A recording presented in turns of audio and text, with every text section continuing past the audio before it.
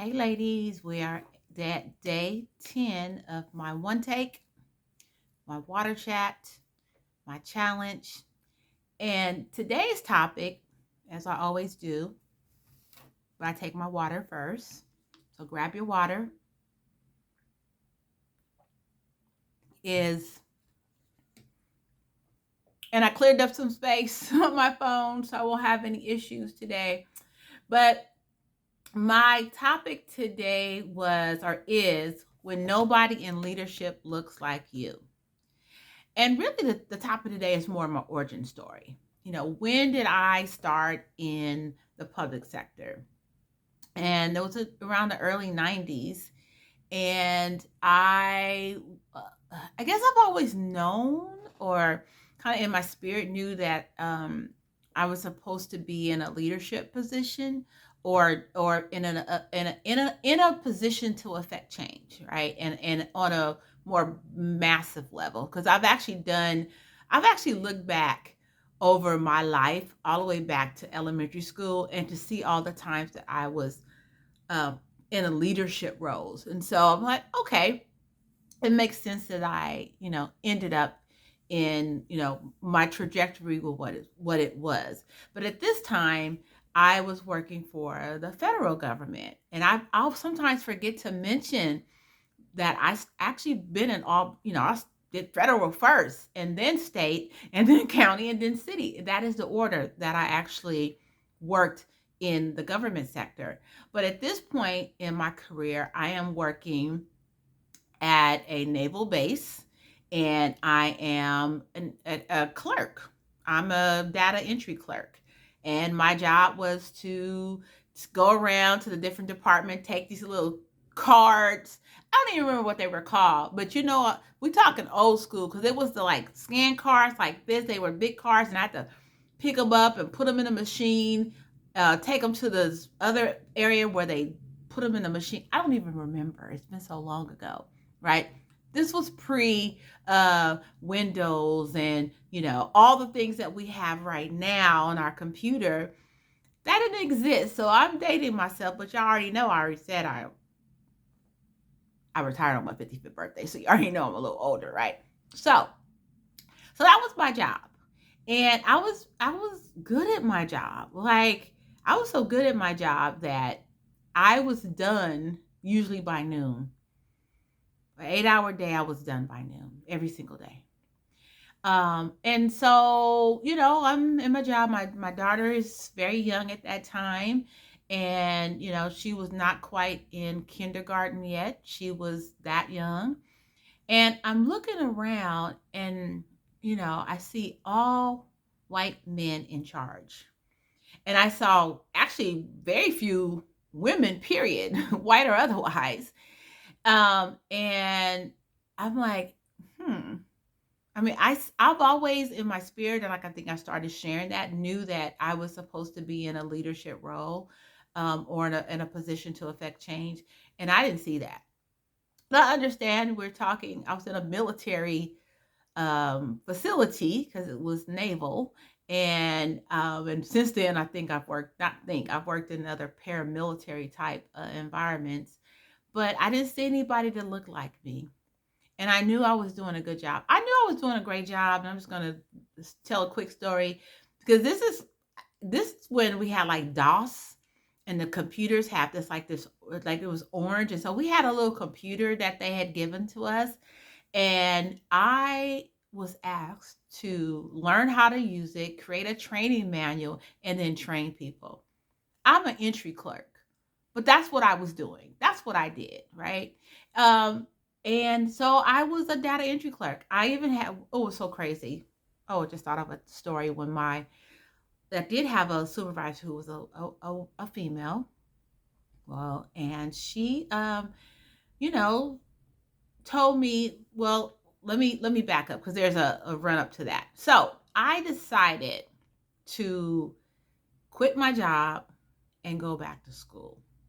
I quit my job to go back to school, and I went on public assistance. It was called welfare at the time, so that I can get my degree, so that I can put myself in a position, in a trajectory to be in those roles that I knew that I was destined to be in. So I made that hard decision. And actually, it was really one of the ladies who I worked with was like, you should quit here. Like, you too smart. You got too much going on. You don't want to spend your career here. And I knew that because I'm like, this job is boring. I'm like, if I can figure out how to do an 8-hour job in 4 hours, this is not my job. I want to be busy. I want to be effective. And so again, like how they had me I created a training manual. I learned how to work the computer on my own and then created a training manual. This is as a clerk. And so that was my very first job. And when I told my supervisor that I was going to be quitting, she was like, well, how are you going to afford to put shoes on your baby's foot? What, lady? For real? I've never I don't remember her name. I have never forgotten her face, and I've never forgotten her saying that to me. Like, you don't know me. You don't know me. I get what I want. And so I made that decision to go on public assistance, which was a whole thing, right? There was a whole thing of, it was just crazy. It was like I had a social worker who didn't want to approve me for the degree I was trying to get. She was like, well, what kind of job are you going to get with that? And I remember in my head saying, I can have your job when I'm done. But of course, didn't say that out loud. Later on, that lady ended up getting arrested because she was doing some fraud. She was doing fraud. I was like, why you act like this is your money, lady? I am only going to be on public assistance for 4 years when I get my degree and I'm done. Like, this was just a stop on my way to freedom to do the things I want to do. You will get the county, city, y'all gonna get this money back tenfold. The way you're gonna tax me later on, because I plan on excelling. But you, lady, was sitting here actually stealing money. And I was only on public assistance for 4 years. And that was a whole ride and a whole conversation in and of itself that I'm probably sure it'll come up in another conversation. But I really just want to talk about, not seeing people who look like you and knowing that you have something that matters, that you sitting at these tables is important, and knowing that it's not going to happen here. And then lo and behold, all the naval bases closed down. So I really didn't have a career there. I don't think the lady foresaw that. It's just that there was no there for me. And so I went on and, got my degree, and fast way forward to, jobs working for the state, jobs working for the county, and eventually being the executive director where I retired from, which was in city government. So I actually went the whole gamut. But I didn't go straight into, after my federal job, I went into nonprofit, and then, subsequently did the other things, and worked hard to get to the place that I was, right? And sometimes we have to do that.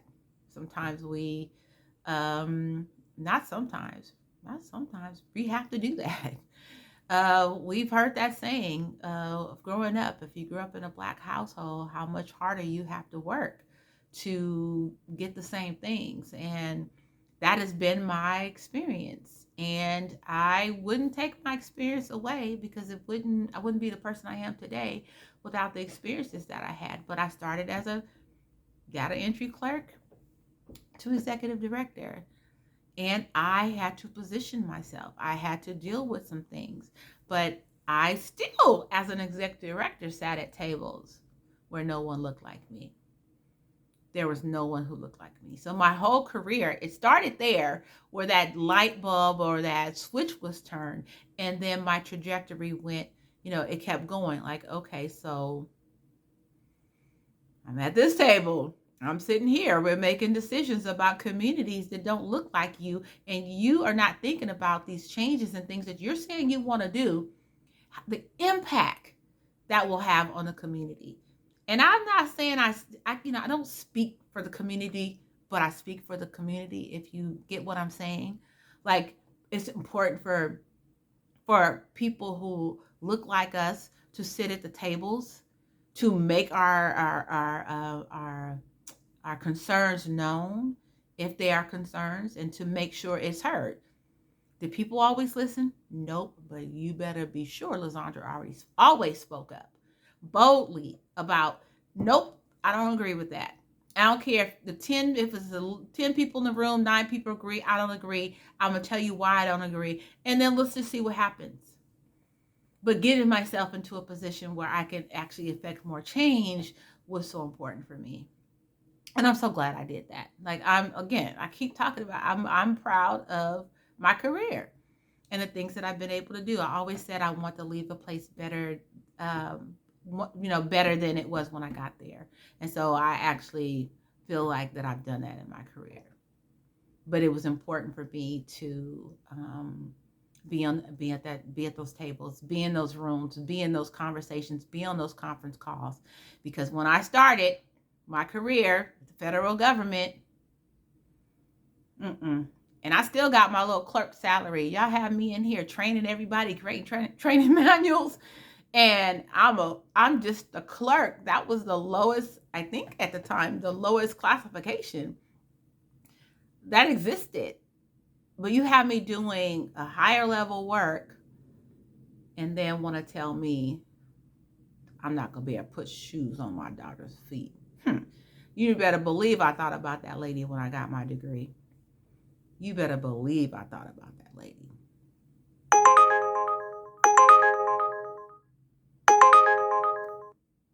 Sorry, oops. My phone started ringing. I have to turn that off next time. Um, yeah, so I'm gonna end it there. I want you to think about for yourself the importance of sitting at the tables, being on the conversation, being in the conference call, being on the Zoom, being in these spaces, and to think about the times when you weren't, or just to think about, what if you weren't at that table at that time when that decision was made, that they wouldn't have heard it because there would have been no one else in the room, and how important it was. And then think about the things that you had to do to get to where you are right now, if you're still there or if you used to be there, right? So that's it for day 10. Not heavy, right? I don't think that was, well, could be, can be heavy, Because I was bringing up emotions. I was getting emotional thinking about what that lady said to me about my daughter. Lady, please. Lady, please. Anyway, I'll end with my water because I feel like I've been talking a while. So please, if again, if I'm giving any value, I ask that you subscribe, comment, like, and come back for day 11. Let's see what day 11 will be about. Again, I had a script for the 30 days. I've gone all off script on purpose. I just needed something to jog the stories, and then the stories kept popping up, and I'm like, oh, I need to talk about this, I need to talk about that. And so that is for today. When you look up and no one else looks like you look around, what do you do? What did you do? Let me know in the comments. See you tomorrow for day 11.